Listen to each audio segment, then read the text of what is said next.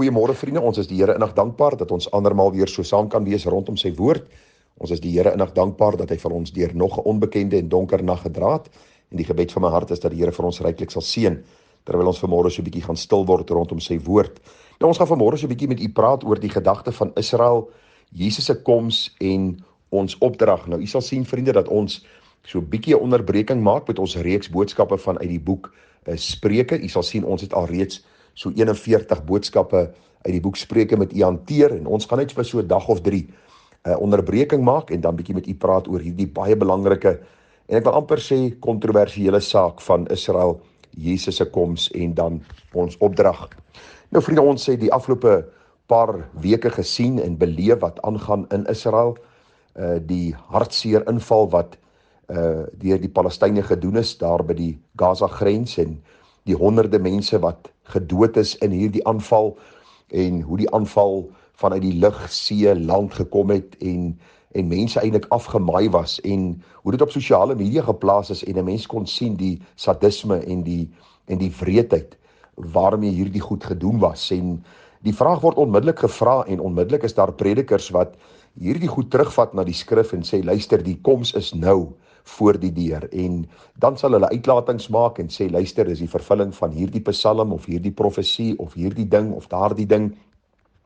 En ongelukkig raak mense redelik paniekbevange en sommige mense vriende is besig om dinge in te lees en dinge by te voeg wat die skrif nie vir ons sê nie.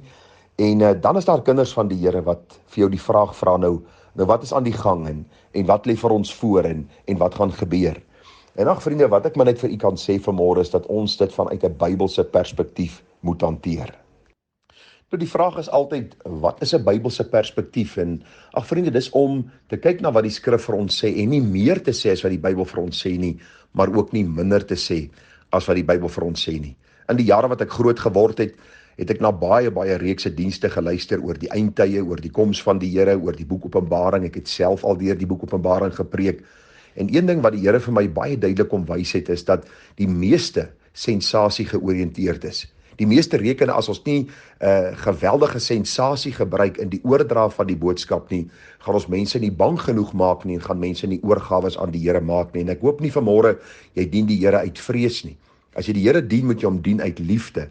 Die Bybel sê hy het sy liefde in ons harte uitgestort en daarom roep ons Abba Vader en my liefde vir God is my dryfveer om my allerbeste vir hom te gee.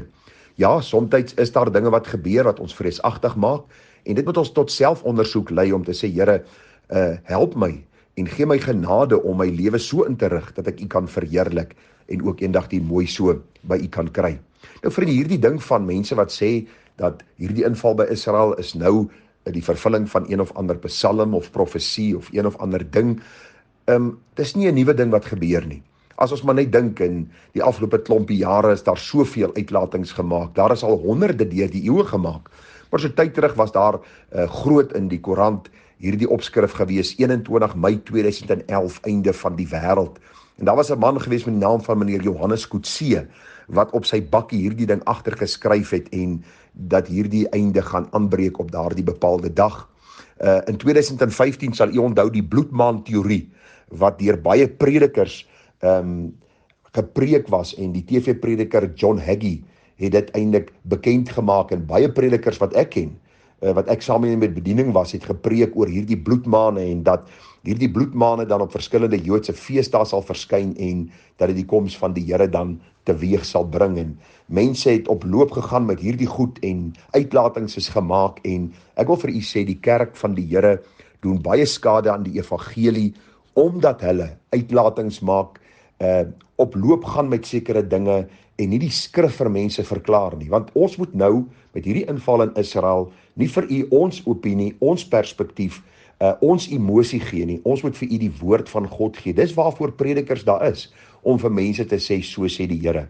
Die vraag wat ek vir myself afgevra het is, wat is die gevare, die negatiewe impak van al hierdie sensasie en al hierdie voorspellings en al die predikers wat sê nou, dis nou die einde, ons moet nou begin kyk na die hemele, die Here kan vandag kom en al hierdie dinge. Wat sê die Bybel vir ons? Wat is die gevare van hierdie goed? En ek wil vir u sê, in die eerste plek vriende, hierdie voorspellers En hierdie mense wat met hierdie sensasie besig is, ondermyn die gesag van die Bybel deur eie sinnige idees bo die van die Bybel te plaas. En dis vir my 'n rooi lig wat afgaan in die kerk van die Here Jesus.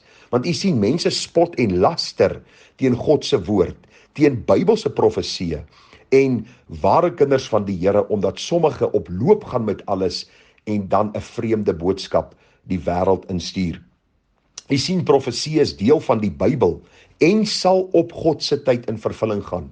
Moet ons daaroor praat? Verseker. Moet ons waarsku? Verseker. Maar die oomblik wanneer ons mense opsweep en vir hulle probeer sê, luister, hierdie is die vervulling van daardie gedeelte in die skrif, en God het vir my gesê om dit vir julle te sê, en hierdie is nou die finale geboortepyn van hierdie wêreld, en die koms van die Here Jesus is regtig om die draai. Ons gaan miskien nie eers die einde van 2023 sien nie. Dan wil ek vir u sê, loop ons 'n gevaarlike pad.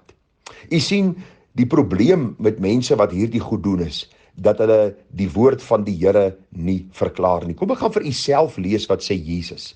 Laat Jesus vir ons sê wat in sy woord staan. Matteus 24 vers 4, ek lees vir u. As u saam met my kan volg, is u baie welkom. Jesus antwoord en sê vir hulle, hy praat nou oor die eindtye en die eindgebeure, en hy sê, pas op dat niemand julle mislei nie. Baie interessant dat die Here Jesus met hierdie waarskuwing sal begin. Pas op, wees versigtig, dat niemand julle sal mislei nie. Vers 5, want baie sal onder my naam kom en sê, ek is die Christus, en hulle sal baie mense mislei. En hoor nou wat sê vers 6, en julle sal hoor van oorloë en gerugte van oorloë, pas op, moenie verskrik word nie, want alles moet plaasvind, maar dit is nog nie die einde nie. Dis wat die Bybel sê. Dis nie wat ek sê nie, vriende. Dis wat die Bybel sê. Ons hoor predikers wat praat van oorloë en gerugte van oorloë, die intensiteit van oorloë, van aardbewings, pestsiektes, hongersnode, en al hierdie goed is vir sekere aanduiding dat die wêreld na sy einde beweeg. Maar nou sê vers 6, julle sal hoor van oorloë en gerugte van oorloë. Pas op en moenie verskrik word nie, want alles moet plaasvind, maar dit is nog nie die einde nie. Die volgende vers sê, want die een nasie sal teen die ander nasie opstaan, en die een koninkryk teen die ander, en daar sal hongersnode wees, en pestsiektes, en aardbewings op verskillende plekke. Maar al hierdie dinge, hoor nou, is die begin van die smarte. Dan sal hulle julle aan verdrukking oorgee en julle doodmaak, en julle sal deur al die nasies gehaat word ter wille van my naam. En dan sal baie tot struikel gebring word en mekaar verraai en mekaar haat, en baie valse profete sal opstaan en baie mense mislei. En ek wil vir u sê, vriende, dis een van die grootste gevare vandag, is die valse profete wat met sensasie mense, ek wil amper sê, vrees opwek by hulle en dan hulle uitbuit op tydelike gebied. En daarom wil ek vir u sê dat ons baie versigtig moet wees. Vers 12 sê, en omdat die ongeregtigheid vermeerder word, sal die liefde van die meeste verkoel. Die Here stuur juis hierdie goed oor ons pad. Al hierdie wêreldgebeure is juis vir ons gegee, sodat ons harte sal ondersoek, om te kyk of ons liefde vir God nog daar is. Die meeste se liefde verkoel. Ek het onlangs vir mense gesê, ten spyte van al die geweldige oorloë en stryd en die natuurrampe en 'n ineenstorting van die ekonomie wêreldwyd, is daar hierdie tendens dat mense in sonde begin groei en sterker word en sonde begin doen met 'n groter passie en oorgawe, en dis presies wat die Here vir ons Openbaring 22 leer. U sal onthou Openbaring 22, die laaste hoofstuk in die Bybel sê vir ons, daar in vers 11, wie onreg doen, laat hom nog meer onreg doen, en wie vuil is, laat hom nog vuiler word, en laat die regverdige nog regverdiger word, en die heilige nog heiliger. En kyk, ek kom gou, en my loon is by my, om elkeen te vergeld, soos sy werk sal wees. Ek wil vir u sê, al hierdie oorloë in Israel en wêreldwyd, en wat in die land en oralste aangaan, is vir my maar 'n aanduiding, dat die Here besig is om ons op te roep, om ons gereed te maak, om hom te ontmoet. En ek wil vir u sê, dis die begin van die smarte. En ons kan sien, die geestelike verval, is eintlik die grootste oordeel, wat oor hierdie wêreld kom. Dis asof die mense alles sien gebeur, hulle hoor alles wat gebeur, hulle hoor die waarskuwings, maar is asof hulle in sonde bly toeneem, en die sonde net meer dien, as nog ooit in die verlede. Daar is 'n vreemde God wat verkondig word, die God van liefde, genade en barmhartigheid, sonder sy regverdigheid en sy heiligheid. En dis die probleem van ons tyd. So kom ons vat gou saam. Wat wil ek vir u probeer sê? Dis hartseer wat in Israel aan die gang is. Maar as ons die Bybel kyk, dan sien ons dat hierdie verbondsvolk van God, die volk wat God geroep het, het God verwerp.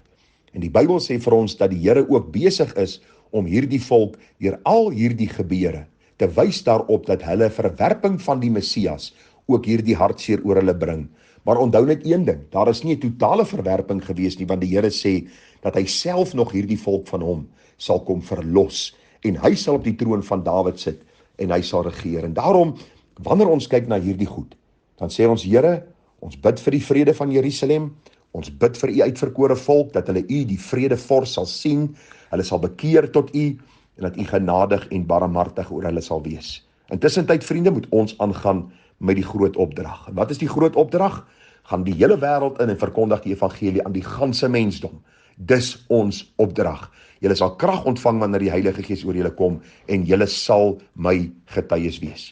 Israel, God se volk, ons bid dat die Here vir hulle oë sal open, dat hulle Jesus Christus, wat hulle gekruisig het, die Messias sal sien, as die ware gestuurde van God, dat hulle sal besef ook, dat vrede met God, bring ook vrede in 'n mens se siel, en dit bring ook vrede in 'n mens se gemoed.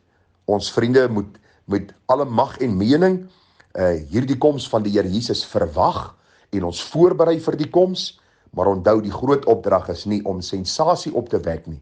Dis nie om mense te probeer beweeg deur sensasie nie, maar om die evangelie te verkondig. En wat is die evangelie? Die evangelie is die goeie nuus aangaande Jesus Christus, dat hy aan die kruis gesterf het, sodat sondaars gered kan word. Hy die sondelose, die sondedraer geword, sodat ons deur sy soendood aan die kruis van sonde vrygespreek kan word en die hemelse heerlikheid kan beerwe. Baie groete vir u, baie seën. Ons praat môre verder. Tada.